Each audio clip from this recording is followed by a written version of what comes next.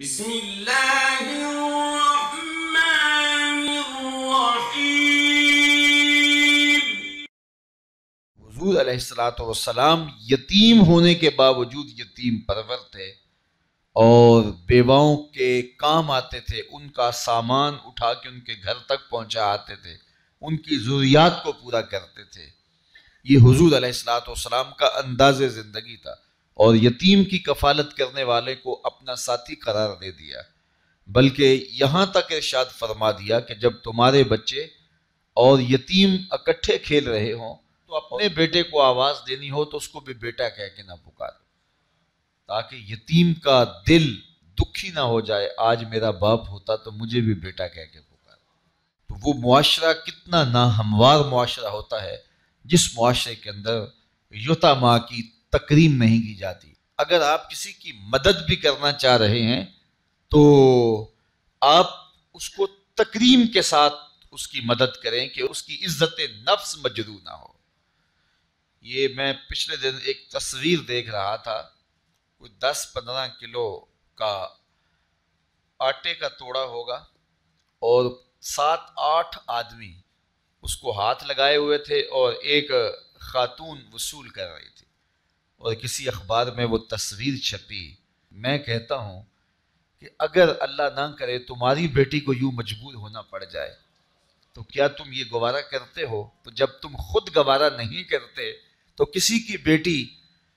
کو تشہیر کی مہم کیوں بناتے ہو؟ میرے اور آپ کے آقا و مولا نے ارشاد فرمایا، وہ شخص جس نے صدقہ کیا اور دائیں ہاتھ سے کیا، بائیں کو بھی خبر نہیں ہوئی، قیامت کے دن جب کوئی سایہ نہیں ہوگا اس شخص کو اللہ اپنے عرش کا ٹھنڈا سایہ عطا فرمائے۔ تو جہاں کسی کی عزت نفس کا معاملہ ہو تو وہاں اخفاء افضل ہے۔ تو بات یتیم کی، لاچار کی، غریب کی، پریشان حال کی، آشفتہ سر کی مدد کی نہیں ہے، بلکہ اس کی تکریم کی ہے۔ تو قرآن نے کہا کلا بل لا تکرمون الیتیم، تمہاری پسماندگی اور ذلت اور بے چینی، رسوائی اور رحمت الہیہ سے محرومی اور عذاب الہی کے مسلط ہونے کا سبب یہ ہے کہ تم نے یتیم کو تکریم نہیں دی ہے، یتیم کو عزت نہیں دی ہے، اس کو وقار سے نہیں رکھا ہے۔ تو یتیم کی کفالت کا درس دیا تو سورہ ماعون کے اندر اللہ تعالیٰ نے فرمایا فَذَلِكَ الَّذِي يَدُعُّ الْيَتِيمَ وَلَا يَحُضُّ عَلَىٰ طَعَامِ الْمِسْكِينِ، اور مسکین کو کھانا کھلانے کی تحریص نہیں دلاتا، کسی کو آمادہ نہیں کرتا، کسی کو ابھارتا نہیں ہے۔ اس میں 2 چیزیں بیان ہوئی ہیں، ایک تو یہ ہے کہ یتیم کو کھانا کھلانا، مسکین کو کھانا کھلانا، لاچار کو کھانا کھلانا، اگر توفیق ہو تو از خود پیش کرے، لیکن اگر یہ توفیق نہیں ہے تو بندہ اس سے بری ذمہ ہو جائے کہ مجھے تو توفیق نہیں ہے، میں کیوں کروں، میں تو استطاعت نہیں رکھتا اور میں منہ پھیر کے چلا جاؤں۔ نہیں، یہ لفظ بتا رہا ہے کہ اگر تم خود استطاعت نہیں رکھتے، اس کی تڑپ اور اس کا درد محسوس کرو اور کسی ایسے شخص تک اس کی آواز پہنچاؤ جو یہ کام کر سکتا ہے۔ اللہ تعالیٰ نے مذمت کی ہے کہ اگرچہ استطاعت نہیں بھی رکھتا لیکن آنکھیں بند کر کے گزرا کیوں ہے؟ وہ کسی مالدار کے پاس جاتا اور اس کو کہتا میری گلی میں ایک مسکین سسک رہا ہے،